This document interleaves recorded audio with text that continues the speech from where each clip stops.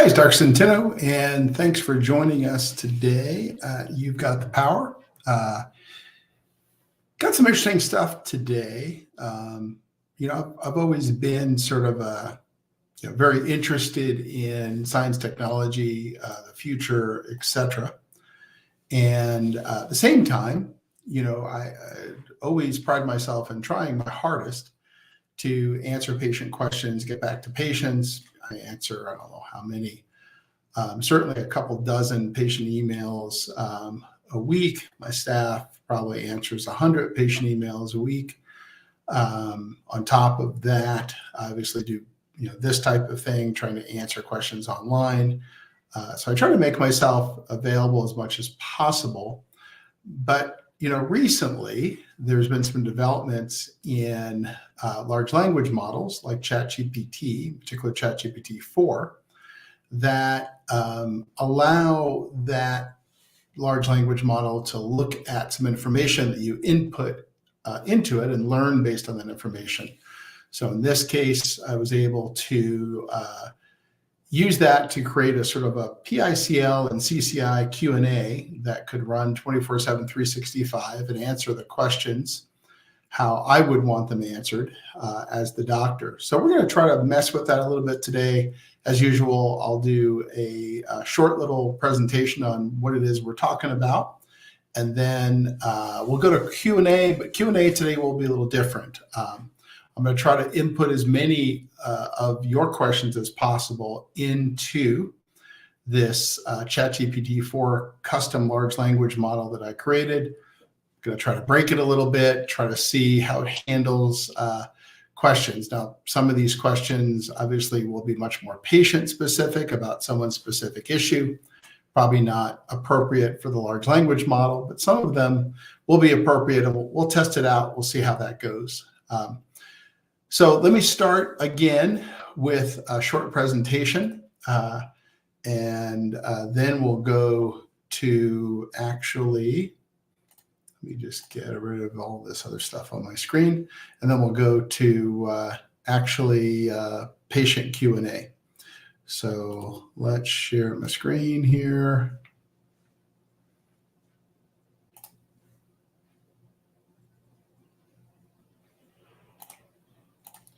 And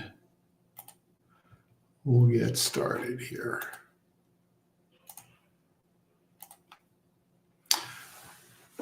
Okay, so again, pride myself in making myself available to answer patient questions. Obviously, I'm not available 24/7, 365, even though I'm as likely to answer a patient question on Saturday or Sunday as I am on Monday or Tuesday, oftentimes.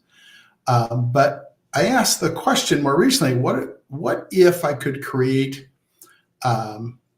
a large language model to answer questions that would allow patients to get their questions answered 24/7, 365. And those answers would be very consistent with what I would say.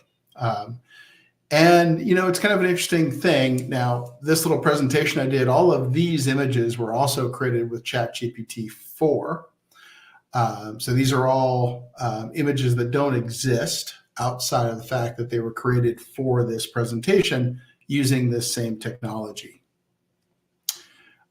So being a patient, as you know, I often say this, in the traditional medical care system is often a low information experience, right? You see the doctor's in a hurry. The doctor, because of the nature of his or her practice, can only spend a few minutes with you. You're in, you're out. And then when you try to sort of reach back out to the office, many times it's talk to the hand. Now, for CCI patients, this is doubly true, right? Because most of the doctors don't have a box to put you in. So it's even worse when the doctor doesn't really know what's wrong. So as a result, I've, obviously created this Facebook Live. I try to get on here once a week now. I wrote an entire book to try to answer patient questions about CCI and the PICL experience. I answered dozens of patient emails each week, and I've got a 10-page and counting Q&A procedure document for the PICL procedure. again, all of that is to try to make sure that people understand what it is we're doing and why.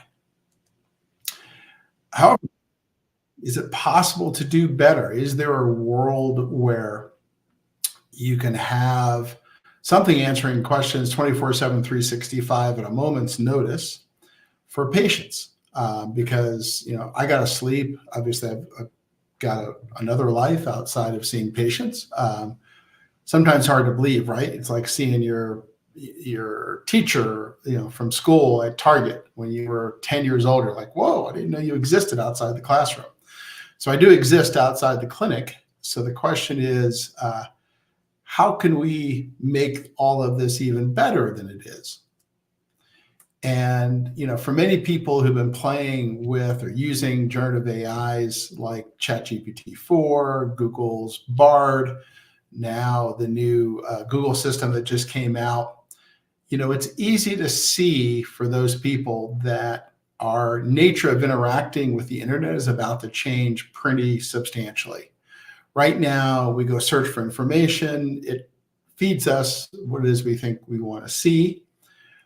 And then if we want to drill down on that, there's more searching that has to be done. And it takes a long time, especially on topics like CCI.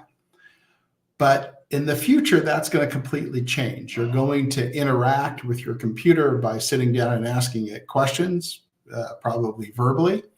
It's going to hone in and be able to pull out information for you so you can get to a very specific answer much more quickly. And that's going to be as different from what it is we do now as the internet is from the printing press. So we're about to go through another major change in technology due to these large language models. So what I did is I trained a ChatGPT 4 large language model with a new 2023 version of the CCI book. So I've updated the CCI book to a second edition. Got a few more parts and pieces to add there, but that'll be coming out soon because the first edition's a couple years old. And I took an expanded version of our PICL procedure instructions and have been adding to that. And a second versions of that, really it's not the second version, it's the 7th version of that, will come out here pretty soon. But I did all of that to try to make this this ChatGPT that I created better and better at answering patient questions. So here's a good example, and then we'll go to the actual model. I typed in, how will THC impact my PICL procedure? Boom, spit out everything I would normally say about taking THC in a PICL procedure.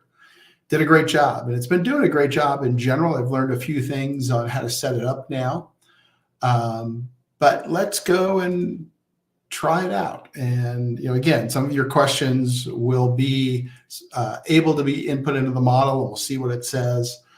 Some of your questions will be too specific for it, but we'll give it a shot here. So let me go ahead and stop sharing my screen for a second. And I will try to pull up that model for us to start to play with here.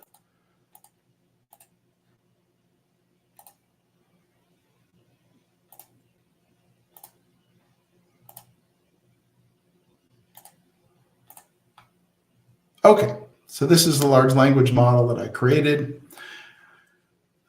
So let's see. First question, how long after PICL is an ideal time to check to see if there's an improvement on DMX if needed? Well, let's ask the large language model that. Let's ask how long after the PICL procedure will I see results? Now, that's an interesting question because it's a very different question than exists in the documents. But for someone who can understand a question, it should be answerable. So let's see what happens here.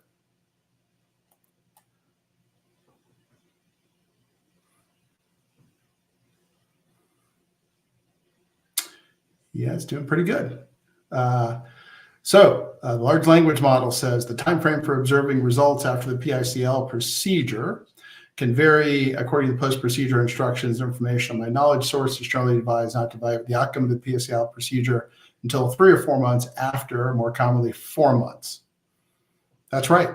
That's what I would say here. So same thing with regard to an ideal time to get a DMX.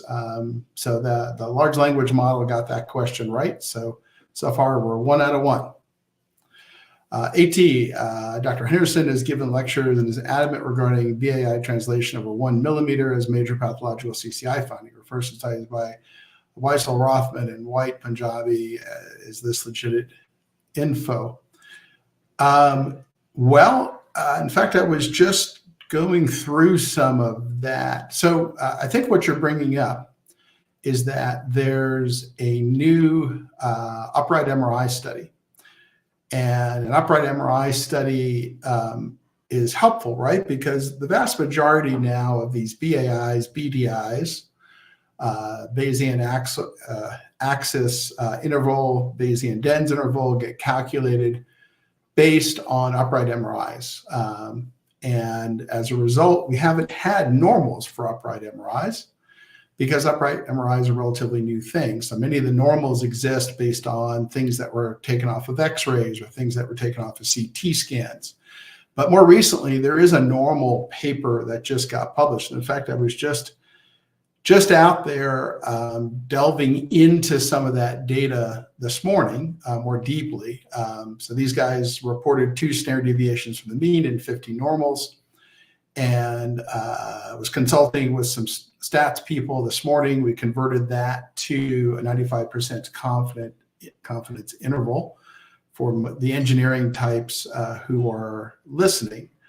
So the answer is, what is the difference there? I was just looking at all of this.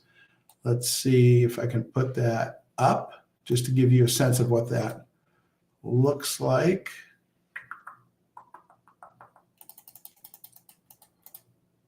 Let's switch the screen.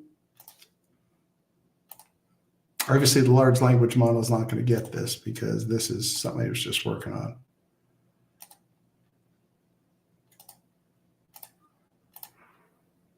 Okay, so these are some of the values that we were plugging in for BAI based on this new paper.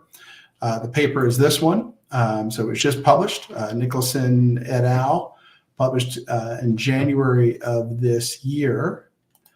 And for BAI, the 95% confidence interval calculated from the standard deviation shows that the set point is 3.2 in extension and 5.5 in flexion. The good news is there isn't any overlap between those two data sets. So the high confidence interval, 95% confidence interval for extension is 3.7, and the low for flexion is 4.8.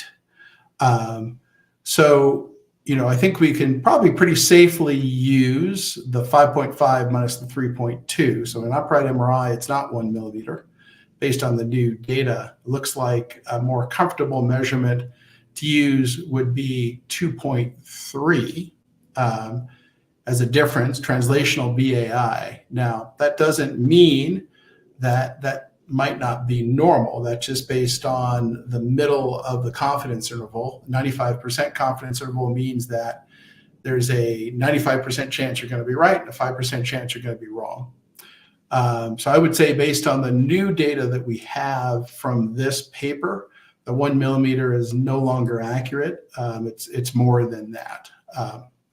But it's a little different than the 2 standard deviation information that I reported the last time we spoke about this. And again, I met with some stats people this morning to try to convert all of their 2 standard deviation data from this paper into the 95% confidence interval. And for a lot of you that are listening, you're like, I don't know what the heck he's talking about at this point. For those engineering types, you probably know what I'm talking about. So let's go back to the large language model here, and we'll stop that screen. And we'll go back and see what we got here. Okay, so far, large language model 1 for 1.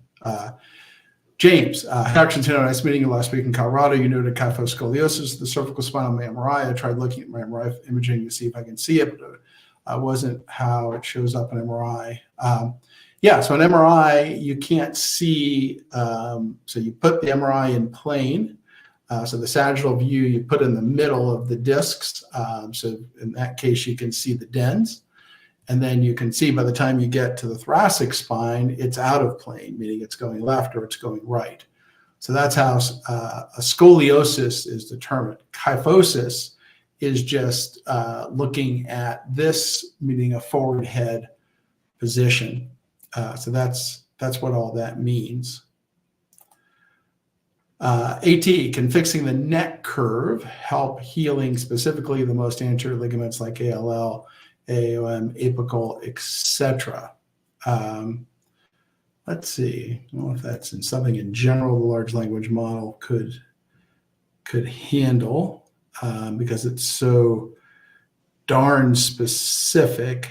But I do want to put in the large language model. How does my neck curve or lack of curve impact my PICL procedure results?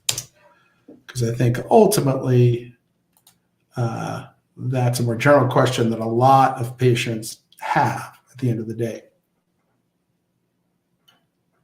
Then we'll get to answering your specific question. I'm not trying to avoid that. I'm trying to see if I can break this large language model here.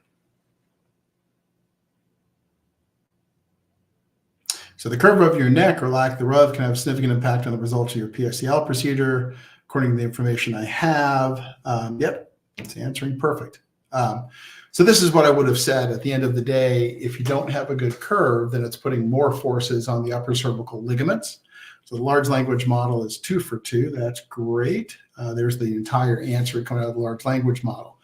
When it comes to your specific question, yes, you can lower the forces on these ligaments, which is basically what the large language model is telling us here. So we got 2 for 2 for the large language model. So we haven't broken it yet. A2, or I'm sorry, AT. Do you have exercises for CCI patients that specifically target the longus capitis muscle? How important is it to actively try to rehab this muscle for type 1C instability? I don't even think that's in my paperwork. So that's the large language model is going to choke on that.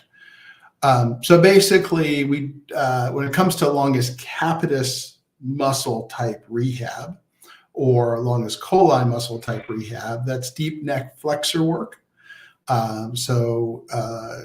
We can certainly refer you to physical therapists that can do deep neck flexor work with you. So that's called DNF or deep neck flexor work. And that's the type of rehab you would focus on. Let's see, can laser or infrared heat penetrate deep enough to reach my myodural bridge? Probably not. Certainly infrared is probably not going to get that deep. Laser may or may not. The biggest problem with the myodural bridge would be that it's fairly easy based on how you cant the energy in for it to be blocked by the bone. Now, there's certainly a way you can cant it in where you can probably have the angle correct to get to the myodural bridge. But it's one of those things where it may or may not really actually get there. So the answer is laser probably, but it has to be directed at the right angle to get there. Amen. Hello, Dr. Centeno. Are these tests enough to diagnose CCI, AI, spine, cervical, brain, MRI, rotated CT scan, flexion extension X-ray, CT angio, open mouth, bended head X-ray? So let's ask the large language model something a little simpler. What's the best diagnostic imaging test to diagnose CCI? Let's see what the large language model tells us here. See how good it is or bad it is. So the answer to your question more specifically is, well, here it comes. So it's talking here about digital motion X-ray, talking about upright MRI. So that's my number 1 and number 2. So it seems to have done a pretty good job with that. So let's look to see if we have an upright MRI here. We don't. And let's look to see if we have a DMX here. We don't. Now, when it comes to can a diagnosis be made off what's being presented here, I would say cervical MRI, is the lowest likelihood to be able to make a CCI diagnosis, but possible.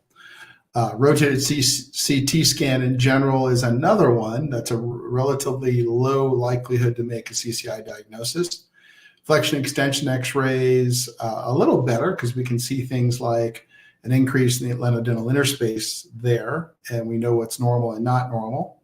CT angiography is very unlikely to be helpful in making a CCI diagnosis.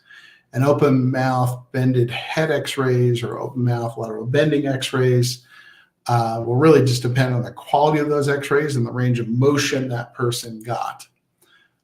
So that's a little bit similar to a DMX, assuming it's done well. So far, 3 for 3 with a large language model, so that's great. Submit advanced by Sherry Scott. Will this chatbot be available to us on Facebook? Will someone load it with your knowledge? Yes, that's what I've done, Sherry, is I've loaded it with all my knowledge. I've been training it over the last week. So that means the few times that it's answered incorrectly, I've said bad AI. And actually what really I've done is not only tell it that didn't work, but given it the right answer. In addition to that, I've expanded further and further and further, now about 6 or 7 times each document. What's in the documents I'm feeding it, so it's got the information to get to the right answer. James, if kyphoscoliosis the cervical spine. So the answer, as far as will this be on Facebook, it will.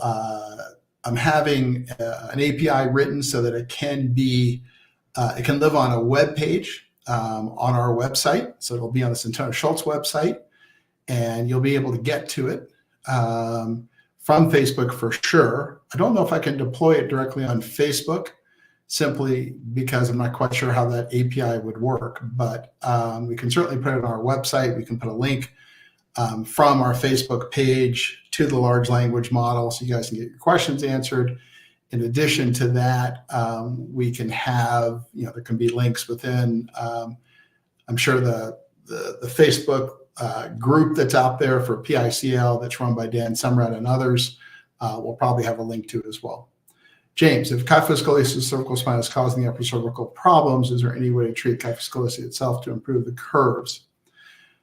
Yeah, so one of the things I think that James is bringing up, which is a very important concept in CCI that's missed by a lot of providers as well as patients, is that when you have a side bend or scoliosis of the thoracic and cervical spine, you get rotation of the upper cervical spine. So basically, scoliosis can cause a C1, C2 rotation, and those forces and those rotatory forces can go up there. So when it comes to improving the curves, excuse me here, I would say yes. When it comes to the kyphosis, you can certainly work on that through opening up all of this in physical therapy. If you're older and there's been changes to shape in the bones, you've got a much, much harder row to hoe there. If you are younger, that's much, much easier to do. And the scoliosis, we can do injections to buttress the convexities, ligaments in the convexities, to try to reduce the advance of the scoliosis, because scoliosis tends to get worse and worse over time. We're never going to fix it all and make it like new, however. It's been advanced by Harry Winston. I've been having been in the field of protecting information, but not really understanding the whole ChatGPT thing. Is there any information about PICL procedures protected by patents or whatever the medical version of that would be? No, and this is all publicly available information anyway. As you know, I've made the book publicly available. I've now expanded the book to answer more of patient questions. Same thing with our, I guess someone try to rip off our patient Q&A for the procedure for PICL, but that's going to be pretty hard to do. You'd have to sit here and ask the chatbot 100 questions or something to get that out of it. So no, there's nothing in here that's proprietary. Amin, can I get my neck curve back just at home with exercises and using the neck cloud tool? I don't know what the neck cloud tool is. Maybe you're talking about the chatbot. So the chatbot's not going to help you get your neck curve back. But let's see if it knows how do you improve your neck curve. It's going to be an interesting one because there's a lot to understand there for the chatbot versus the information that I have. So let's see if it chokes on this one.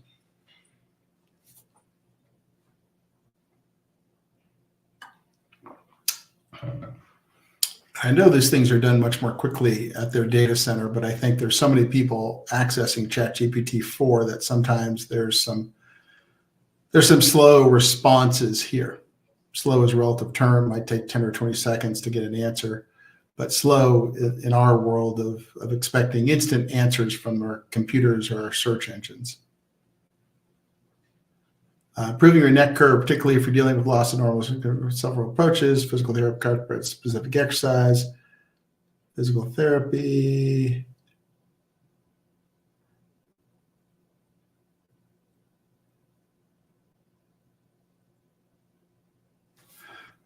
Not bad, but I can't say that it answered how I would have answered. But I think that's probably because I don't have much of this in the documents. So I'm going to go ahead. That's a good opportunity for me to expand the documents that it's working off of to see if the next time it answers this. This is a pretty good general answer, but you can tell that it's gone to its bigger knowledge base to get this rather than what I wrote. So that's I think we'll have to make that a three rights and one wrong, and I'll have to go ahead and put this in the information so it has better access to that answer. So we'll have to tell it bad AI for that one.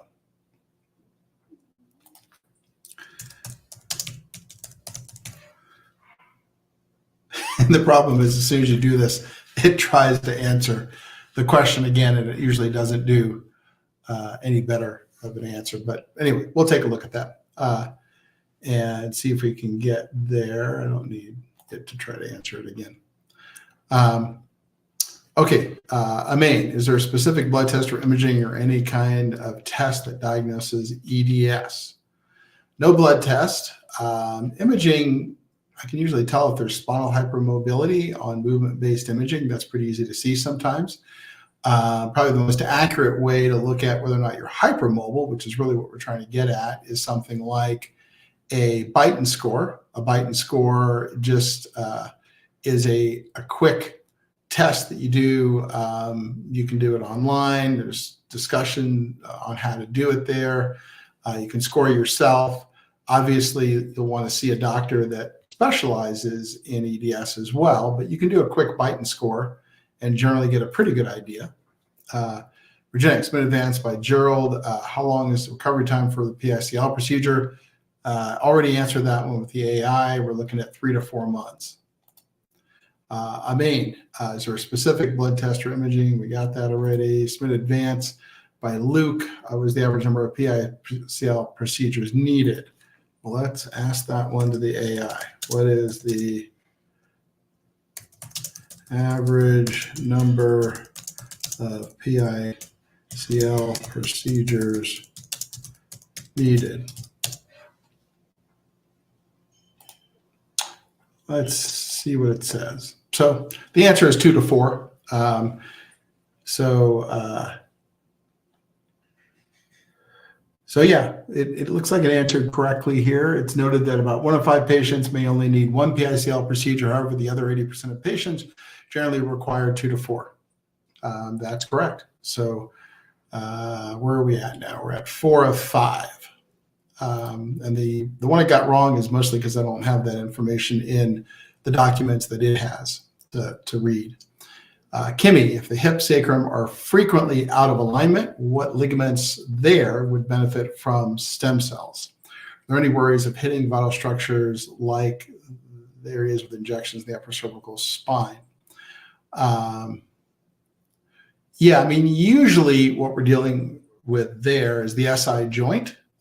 So we can certainly treat the SI joint ligaments. If there's SI joint instability, that's a pretty common thing we treat with CCI patients.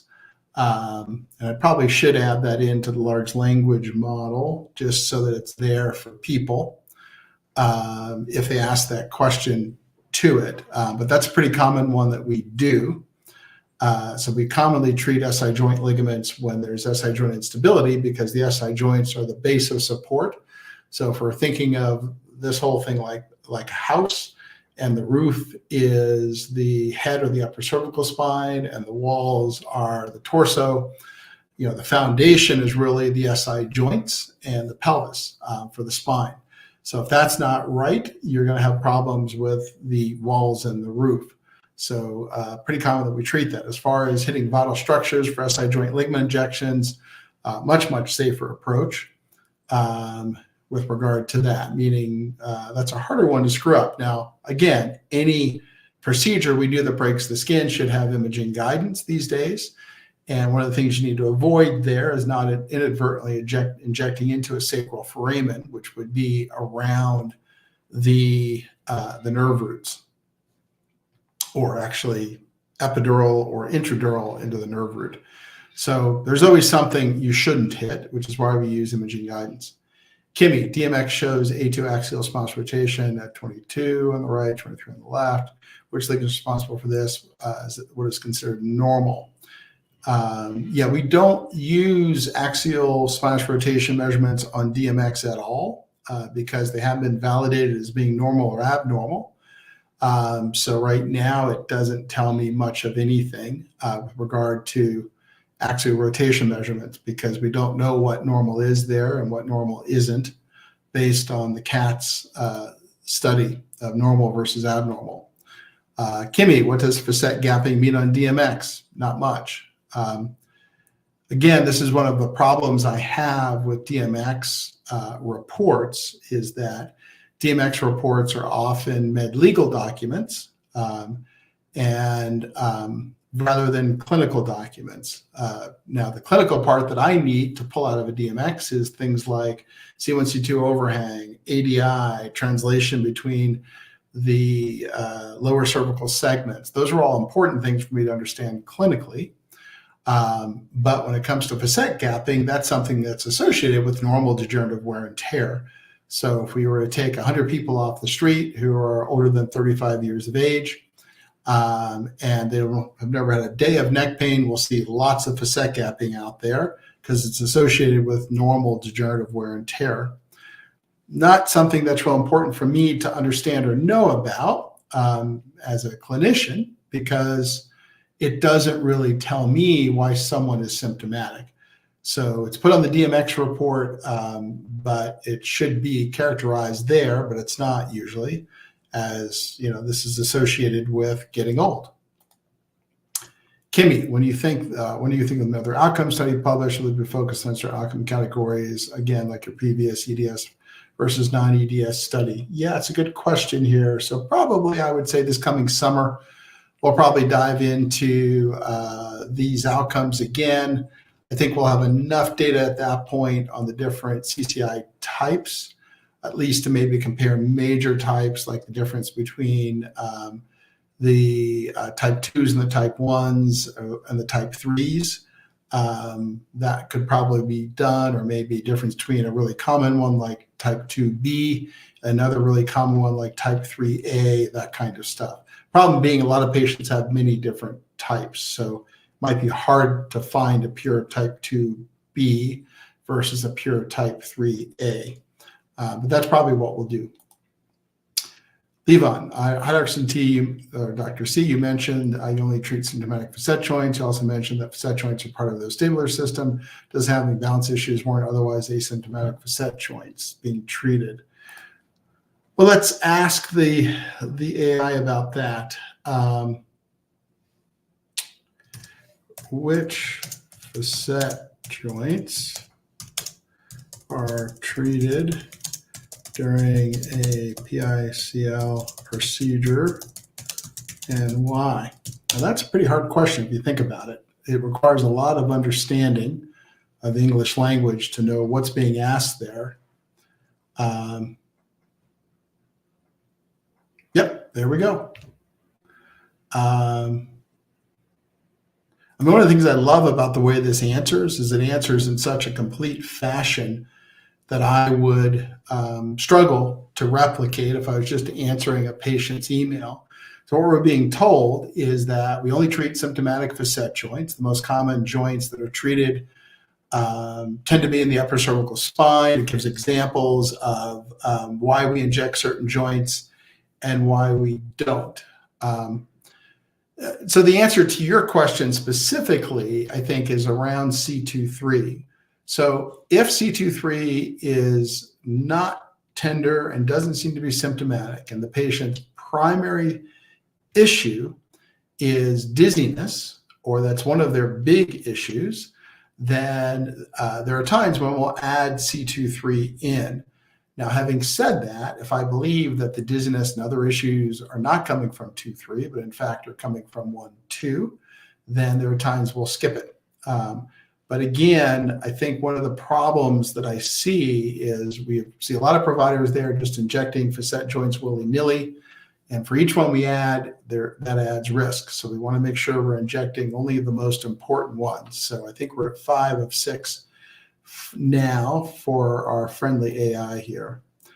Ivan, my friend was offered umbilical cord stem cells. If by the time they are frozen processed, there's no MSCs left, does that mean if any clinic ever offer that it's a complete scam? Yeah, so it depends on what it is you're trying or we're talking about. So if your friend was offered umbilical cord stem cells here in the United States, it's a complete scam, meaning there's no product out there that we have ever tested that shows, or either us or Colorado State University, their Translational Medicine Institute, have ever tested that shows that it has any living mesenchymal stem cells. So it's a complete scam. Now, if we're talking about going overseas to try to get culture expanded mesenchymal stem cells from umbilical cords, you can get that. The problem is we don't have a clue how safe or unsafe that is. So I wouldn't go overseas and get umbilical cord stem cells at this point for all the reasons that I discussed or I have discussed in my blogs. But here in the United States, it's a complete scam. Now, it's interesting. I don't know if I've got umbilical cord stem cell information in the databases this is using, but let's try it and see. What would I ask here? Are umbilical cord stem cells legit? Again, pretty hard question if you just think about trying to understand the English language. I don't know that there's information in here on that, so I may have to add it. But let's see if I, by chance, included it in the book. I would imagine using the term legit could confuse it a little bit. Yeah, so it looks like it may not be in the documents I submitted.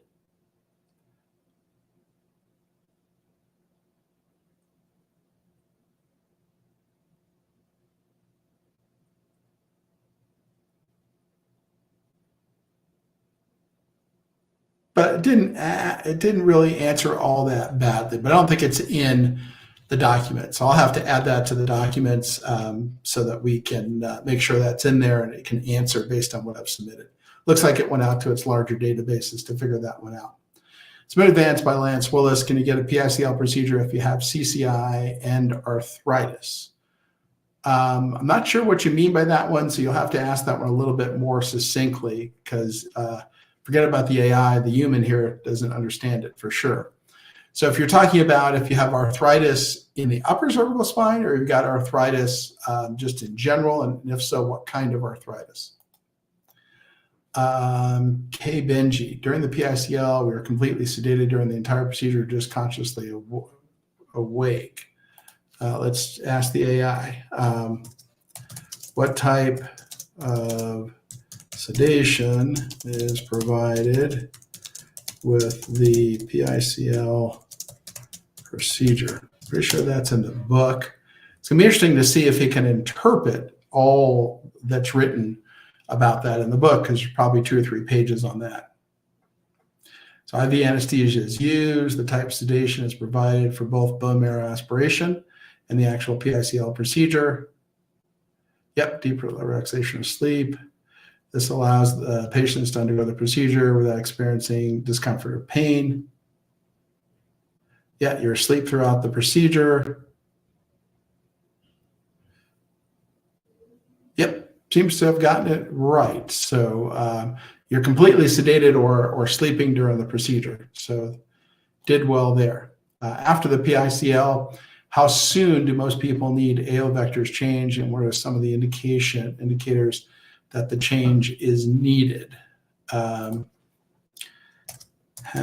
can the PICL procedure impact AO chiropractic vectors?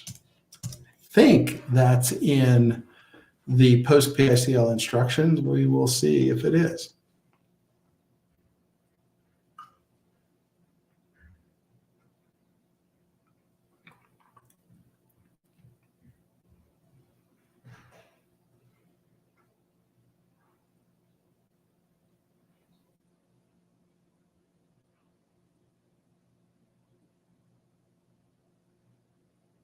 Yeah, answered pretty well. So basically it's saying at the end of the day, here's what AO chiropractic is. You may need to get some adjustment of your vectors after the PICL procedure. How soon that happens, that is so dependent and so variable on so many different things, everything from whether or not painful facet joints are less painful, whether or not we're starting to see ligament healing. I can't give you an actual time. I would say most people would probably want to get those readjusted if the same old vectors are not working anymore. So it did pretty well with that. You don't have upright MRI in my country, or we don't have. Can I do a pillow under my head at normal supine? Yeah, the problem with that, is we just don't know what the normals are there, which is kind of gets back to that discussion of the difference between 2 standard deviations from the mean versus the 95% confidence interval. Again, that's sort of high level medical or engineering math, but that's that same discussion. AT, thank you for sharing that BII info. Just to clarify, if someone is BI greater than 3.7 in extension of 5.3 in neutral, then they're in the 95% abnormal and likely to be symptomatic. What I don't know about likely to be symptomatic. All we can say is there's a 95% chance that that's not a normal measurement.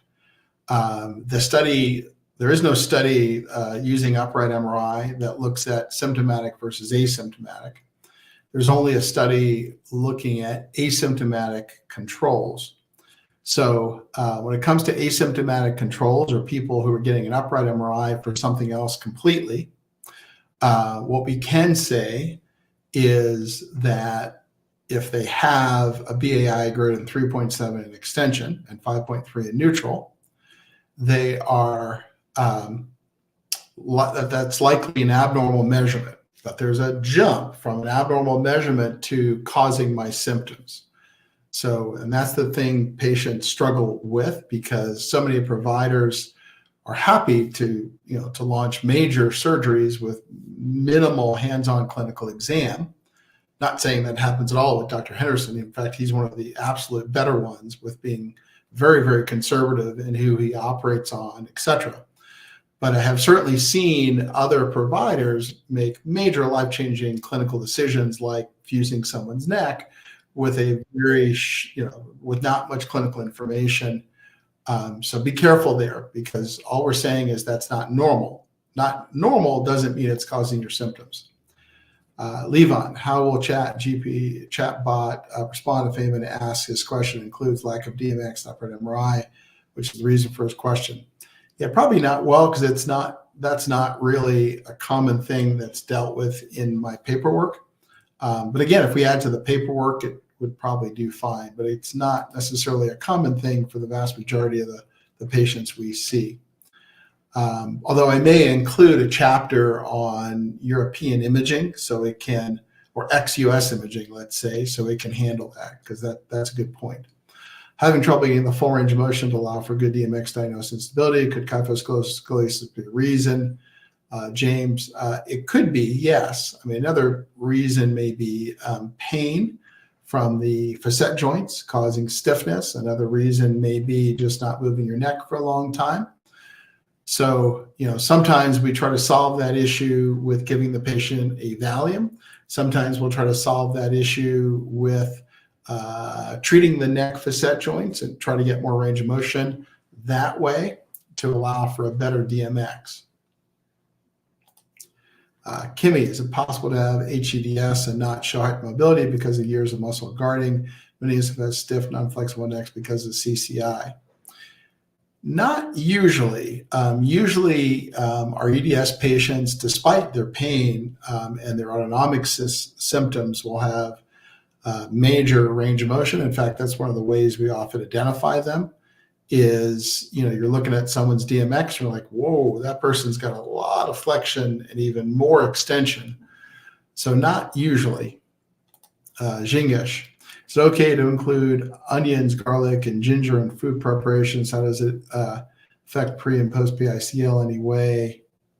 I don't have any issue with those at all. AT, how much more improvement from PICL could people expect after the 4-month mark? Is there advantage to waiting 8 months, a year for a second PICL because stem cells will continue to work for the course of a year? That's a good question, and one that probably should be in the database for the AI here. And I'll probably add it. And that is, at the end of the day, realize that with COVID, we had a bit of a natural experiment there, right? We had patients who were supposed to come back at 4 months, let's say, to get a second procedure. Because of COVID, they didn't come back for a year and a half, et cetera. So what we saw was about half of those patients who did pretty well. They maintained those gains, maybe they got a little better. The other half of those patients backslid because we weren't doing the procedure often enough. So whatever new tissue we were able to lay down, they were able to destroy it through normal wear and tear. So I would say that for some patients, we will definitely see continued improvement, and you may want to push it out that 6 to 8 month mark. Who are those patients? Those patients tend to be people who are really, really sensitive to the procedures in general. So those are the patients that have a major league flare-up as a result of what we did. And they need a good 6 months for everything to calm down and see where things are. Versus, on the other hand, sort of the average patient who, may be sore for a week or two after the procedure, maybe on the outside 3. Other than that, should they wait 6 to 8 months?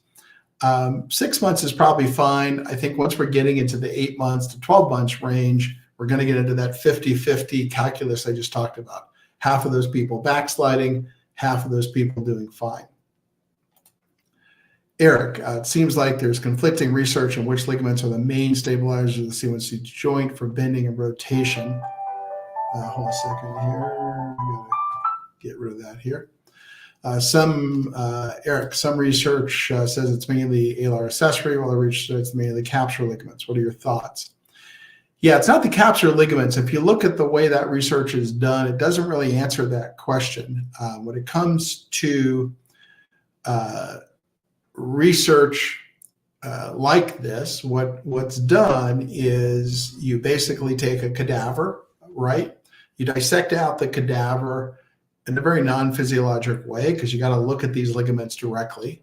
So you're dissecting away all the muscles, all the fascia, lots and lots of parts and pieces so that you can look at those structures.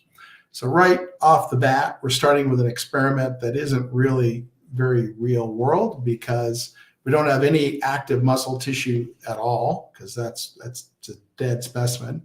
We don't have any fascial planes attached because we took all that out. We don't have any muscles attached because we took all those out. And now we're just looking at that part. And then we put it under a force measurement system. And then we start cutting things to try to see how much additional motion or range of motion can happen. So because of that, you're not going to get really accurate results with looking at things like capsular ligaments. This argument sort of comes up when you see providers who don't have the ability to treat everything they need to treat, and they're trying to come up with some reason why you should spend all your money on a procedure where they're just kind of putting the stuff somewhere in the vicinity of the C1, C2 joint without much accuracy to it.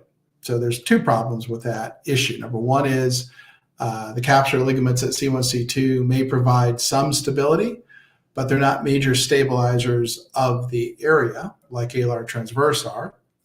And number two is if someone doesn't have the accuracy to hit all of the ligaments they need to hit, like alar transverse, why are you wasting your time? It's really just sort of a mismatch between what it is you need and what it is they can provide. And you're just sort of getting sold a bill of goods. So those would be my thoughts there. AT, there's been a few chiropractors using a weighted system for curve correction, saying it adds value to muscle rehab. Pros and cons of CPB versus this system. Have seen patients flare up bad doing both. Yeah, so AT, I would tend to agree with you. I think the weights are not all that helpful from what I've seen with the CCI population. And I know the weights aren't in the model. So maybe I'll add this to the model as well. So this is one of the great things about doing these Q&As. I can see some of the questions that are coming up. I have gotten this one enough to want to add it into this model because I think that it's important. So what I have seen personally is that in clinics where they're giving patients weights who have CCI, we're tending to see a lot of flare-ups in those patients. And I think I see a lot more flare-ups there than I do in sending people select patients for curve restoration. So as a result, we don't like the weights. What I would want to do is to first make sure that someone can handle curve restoration, which is that towel test I've talked about. But let's ask the model, when should I pursue curve restoration after a PICL procedure? Because I think I put this in there. Let's see what it does. And the reason why I'm asking this is see if you can get the right answer here. Okay, so you should be completely recovered from your PICL and you should have a successful towel test. Yeah, so this is great. So this is actually what I would have said, but again, much more comprehensively than I would have written it back to a patient because I don't have the time to answer like this. But this is a very accurate answer. And the answer is if you, things that come down from your PICL, you can pass a towel test, and that's rolling up a towel and putting it back here and lying face up, and that feels good. Your doctor gives the thumbs up, and your neurologic symptoms are fairly stable. I think you can go and try more formal curve restoration. I think the reason why people are failing so badly with these weights is that it's kind of a one-size-fits-all approach from some of these clinics, and they're not taking into account what tends to happen with CCI patients. And you've got to proceed very cautiously in most CCI patients. Criminology. Do you foresee insurance companies covering this procedure anytime soon? I have TRICARE, and they do not cover these procedures for the upper cervical areas. No time soon. So I think if you're waiting for that, you're going to be waiting a long, long time. Now, we do have coverage through Regenix for a PICL procedure. So if you're one of the 2,000, work for one of the 2,000 companies that have coverage through Regenix, then you can get it covered. TRICARE is not one of them. So for example, if you're an Under Armour employee, Under Armour employees are covered. If you are a 7-Eleven employee, 7-Eleven employees are covered. If you work for XL Energy employees are covered, et cetera, but not TRICARE. Kimmy, thank you again for doing these live Q&As. It's so great you have a doctor that will teach and advocate for us instead of gatekeeping information. We appreciate you. Sure, Kimmy.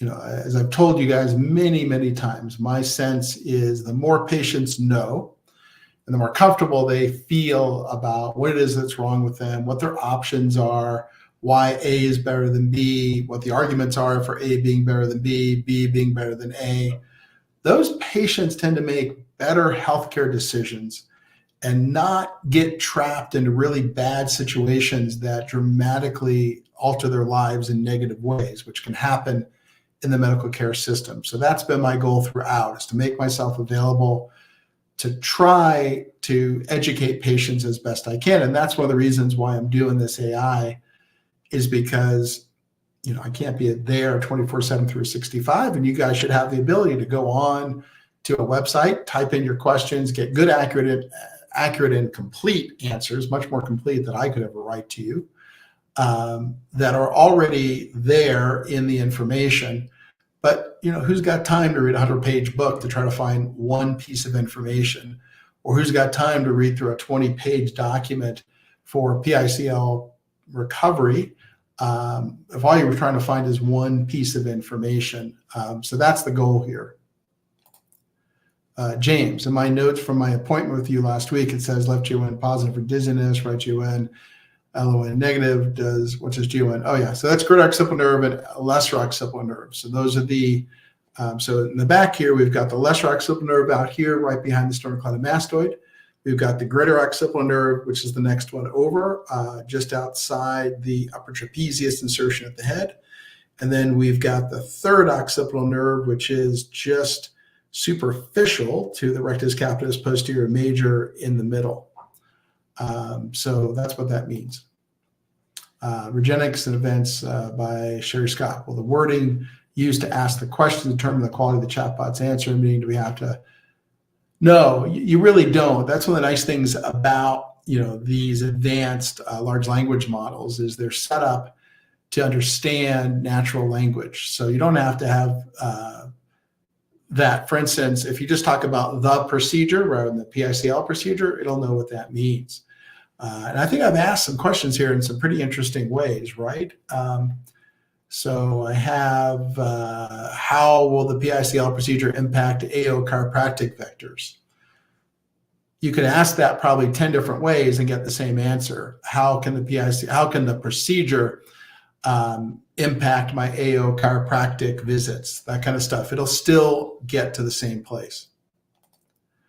Levon, thank you actually for trying to make CCI patients' life easier by figuring out ways to keep us informed. Absolutely, that's the goal here. The goal is to try to make sure that you guys have 24/7, 365 access to good quality information, and you can get that quickly. I understand you diagnosed me, so Carolyn, you diagnosed me with CCI 3A, 3B, 2B a few months back. I'm the one post-cardiac decompression you talked about one of your videos. I'm scheduled for PRP, but currently can't let my head down with an ice pack under me because of intense pain and pressure that starts in a line across the back of my head at the level of my ears. Do you often see this pain pattern in CCI patients? I wonder if it could be vascular. I don't know how to cope with PRP recovery. Well, so if we're doing posterior injections, you're going to be lying face down. So that's the good news, if that's the issue you're bringing up. I can't let my head down without an ice pack under me because of the intense pain. So I really think that probably what you're describing is irritation of those occipital nerves we just talked about, the greater occipital nerve, the lesser occipital nerve, the third occipital nerve. One of the things we could start with is to keep it fairly simple and fairly low level if you're concerned about recovery. And what I mean by that is if patients are concerned about them blowing up during recovery, the best thing for the doctor to do is to do as little as possible. And that's a situation where less is more. So my sense is we could start with just hydrodissection of those nerves, not do any deeper injections, not do any ligament injections, not do any facet joint injections, and try to keep it as low level as possible for round one to try to gauge how you're going to recover from that. So again, when it comes to patients who are what I call fragile eggs, less is more, not the opposite. So that's maybe a way to deal with that. Raj, hi, Dr. Centeno, Dr. Martin, Algocells for neck issues, headaches, tinnitus, rapid heart numbness. When I breathe, then I have lots of cracking in the back of my neck is still tight and stiff. Will he be able to help me? Yeah, I don't know what's wrong with you. All of that depends on the type of CCI, if you have CCI, that you have. So I think that it really comes down to that issue. So for instance, if you've got a type 3A CCI where it's C2-3, the answer is probably yes. If it's a type 2B where it's C1, C2 side to side, the answer is probably no. So it really depends on what's causing those symptoms. AT, with PICL recovery, is it possible for a second or third procedure to provide drastically more symptomatic relief than the first one as CCI gets closer to normal stabilization? We certainly have seen patients with minimal relief after the first one who have done very well after second and subsequent procedures. But at the end of the day, obviously I can't guarantee that that's going to be the case, but we have seen that. Raj, why does my neck crack and I feel my C1 is so unstable when I move up and turn my head, and when I look down, I feel like my neck can't support my head? Yeah, so I can't tell you that without additional diagnostic imaging. Some of the things that could cause that might be craniocervical instability of various types. It is important to make sure everyone knows that Regenexx affiliates are not trained in CCI. So there's no Regenexx affiliate in the world that has been trained in the management of craniocervical instability at this juncture. So when it comes to treating craniocervical instability in the hypercervical spine, we recommend everyone comes to Colorado. And as to whether or not those guys will be able to help you, like I said, will depend on the specific CCI diagnosis. So you have to get to that CCI diagnosis first with all the diagnostic testing, and then you get different types of CCI. For example, let's ask the AI, what are the different types of CCI? So again, one of the things I love about the way this thing answers is that it answers in a complete way that I would never be able to do.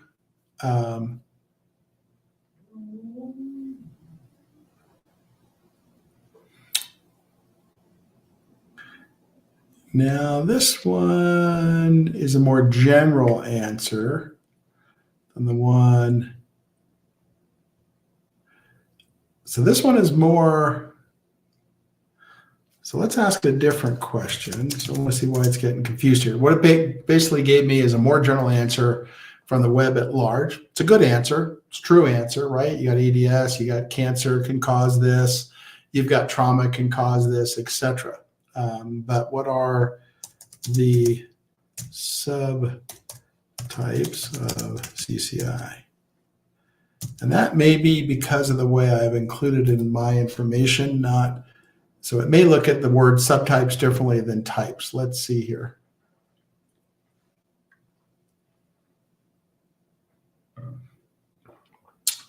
Didn't get that. So I'm going to have to fix that because it's not giving me the subtyping system that I created. So we're going to have to do some work there to get it to answer correctly. All of these are good answers. They're just not the answer I was looking for. So this is a great answer because it's, you know, it's a comprehensive answer from the internet, but it didn't get to the subtypes that I'm talking about. So type 1, type 2, type 3, type 1 A through E, type 2 A and B, type 3 A and B. So that will need to be fixed. John, could a higher section of the nerve C5, C6 help the entrapment of the dorsal scapular nerve, maybe, that has been pulling on my neck, I believe? It's possible. So I think what you're talking about is if you treat the spinal nerve that makes up the peripheral nerve, will that help? Yes, it can help. It's usually the strategy we pursue. So, for instance, if you're treating a carpal tunnel median nerve here, it's very helpful to treat lower cervical spine and the neck at the same time, because usually these two things are connected. So you treat the nerve here and you treat the nerve here. You treat the nerve proximally and distally. Same thing with the dorsal scapular nerve. You're going to want to treat the dorsal scapular nerve there, or sorry, back here, and you're going to want to treat it in the neck as well at the same time. So I think you bring up a good point there. I think that's over the model's head because that's not what it's designed to answer. Are DMX reports from other providers appropriate for PICL, for example, Dr. Brian Hutchinson from Florida? Sure, yeah, the information I need will be in a Dr. Hutchinson report. He does a great job at DMX. There's others out there as well. Again, my beef with DMX reports in general is I need 4 or 5 pieces of information. And, we've got some clinics producing these reports with 100 pieces of information. So it's a little frustrating as a provider sometimes, and I'm sure as a patient as well, trying to read through all this, trying to see what's really important in trying to diagnose why I have the problem I have. But yes, Dr. Hudson does a great job. Daniel, Levon, what's the owner? Okay, got that. John, how exactly does PRP help take pressure off the brainstem in cases where patients have straightening of the spine? I think there's some confusion there with regard to the brainstem, meaning the problem is rarely pressure on the brainstem. The problem certainly may be with instability, irritation of the brainstem due to the instability. So if you tighten the ligaments, get rid of the instability, then you've got no problem. So I need you to sort of switch from thinking statically, I've got pressure on my brainstem, which is almost never the case, to treating or to thinking dynamically. When I move, my brainstem may get bumped into, and that causes lots of problems. Era, when doing cervical posterior PRP only up to C1, are 2 C-arms dorsal subtraction required as well? So when you're doing any injections into an area where, in that case, where you might hit the vertebral artery, you don't need 2 C-arms like we have. I don't know of another clinic, at least doing interventional pain management, has 2 C-arms outside of Centeno-Schultz, meaning we have 2 C-arms set up at once for the PICL procedure. But digital subtraction angiography is required. So DSA is required anytime you're doing an injection where you might hit or stick the needle into the vertebral artery. Again, it's going to be why, because if I were to inject PRP that might coagulate into the vertebral artery, I can kill somebody. And so that's why digital subtraction angiography is needed. You would have to make sure via contrast and digital subtraction that you're not in the vertebral artery, and or at least have to check the ability as to whether you are. And if you are, no harm, no foul. You get out of the vertebral artery, and then you put the PRP somewhere else.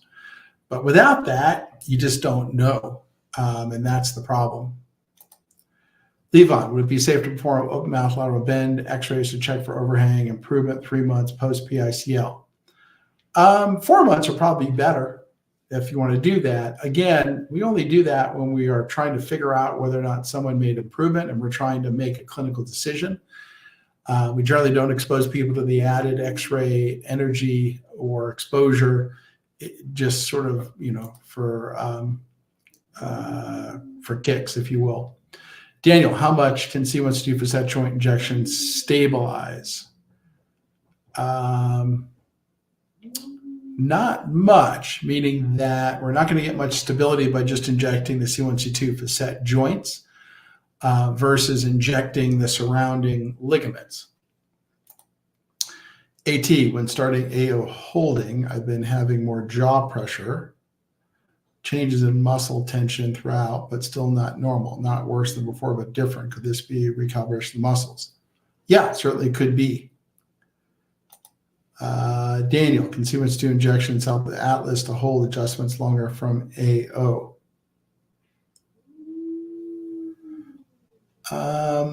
Again, I just don't know what that means, C1C2 injections. Are we talking about intra-articular injections? Are we talking about capsular injections? Are we adding in ligament injections? All of that good stuff. Levon, what are your thoughts on hydrogel augmentation intradiscal procedure to increase disc height from Seattle Science Foundation, with shock absorption properties to be similar to that of a normal disc? No, we have no data showing that putting a hydrogel into a disc is going to increase disc height on a long-term basis. I'll have to look that one up because that's not one I have seen. Let's see if I can do it quickly or not. Seattle Science Foundation sounds interesting for sure. I don't know what that is. Let's see. What do we have? What do we have?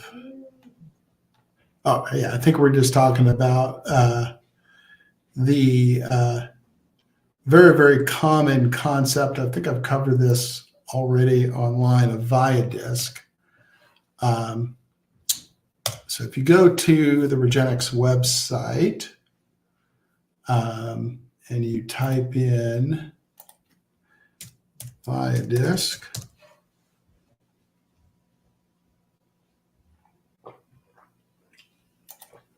I believe this is what's being discussed here. So if you just go onto the Regenexx website and type in Viadisc, you can basically see everything about this. I mean, it's almost embarrassing results here. So it's a big problem, meaning that what I compared here in this is just a PRP intradiscal injection, which shows a dramatically better improvement than Viadisc did. And then you can look at other problems with the studies that were done on this. So the bottom line is, at the end of the day, Viadisc really didn't do much better than saline. There is no real Medicare coverage, so be very, very careful with this. I've talked to coding experts, and they kind of laughed when I showed them what Viadisc was trying to do to get coverage. It's probably no better in principle than what happened with the umbilical cord products trying to get coverage through Medicare. So again, that's a whole blog done on the research behind Viadisc. It's not really producing much change based on the research that's been done. So I think that's what you're talking about. Ulysses, have you heard of StemGen supplements? Does it work? I have not, but probably not. I don't know what that one means, Ulysses. And then I think we are getting to the end of the questions here. Are there certain types of CCI that you observed that are more likely to need multiple PICLs, for example, maybe type 1C due to loss of anatomical stability? No, the biggest issue with needing multiple PICLs comes down to EDS patients, I believe, need more than normal ligament patients. Also, patients that have been injured longer need more than normal, or the patients that have been injured shorter. So what I mean by that is, if you've got someone within that first year, they're more likely to be a one and done. If you've got someone that's 5 or 10 years out, they're more likely to need 2 to 4 procedures. Again, in that same way, if we have someone who doesn't have EDS, they're more likely to need fewer procedures than someone who does have EDS, but the endpoint's about the same. Ulysses, what's the difference between cervical instability and cervical junction? Sorry, guys, I think you're hearing my Malamutes howling outside. What's different? So cervical, I think what you're trying to bring up, Ulysses, is the difference between craniocervical instability and craniocervical syndrome. Craniocervical instability is too much movement in the upper cervical spine. The craniocervical junction is the area we're talking about. And then craniocervical syndrome would mean that there's a problem going on in the upper cervical spine someplace, but there's no instability. AT, what future advancements are come up, enhance efficacy of the procedure, or is the PICL close to perfect it's going to be?